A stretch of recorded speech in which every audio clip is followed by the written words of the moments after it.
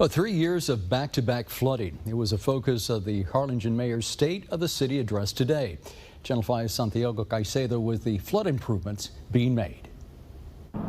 One of the topics that Mayor Boswell touched on was on drainage projects. It's a topic that's very emotional for people in the city. It's also been very expensive for the city of Harlingen as well.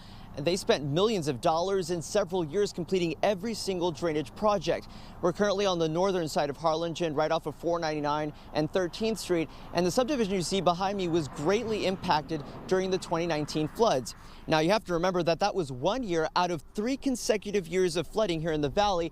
And residents are just hoping that canals such as this one can be widened in order to alleviate flooding here in Cameron County.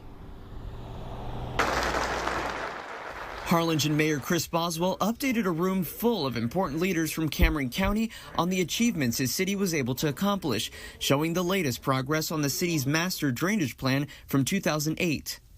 Drainage projects are mostly invisible.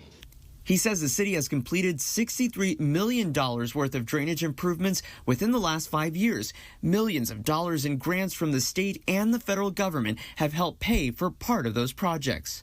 2 years ago, the guests at this town hall with the mayor were angry residents with damaged homes due to flooding. I have no confidence in the city now. I have no confidence that what they're saying they're going to be able to do before this happens again. But on Friday, the mayor went over recent drainage projects that have cost $30 million, with more than half of the funding coming from state and federal grants.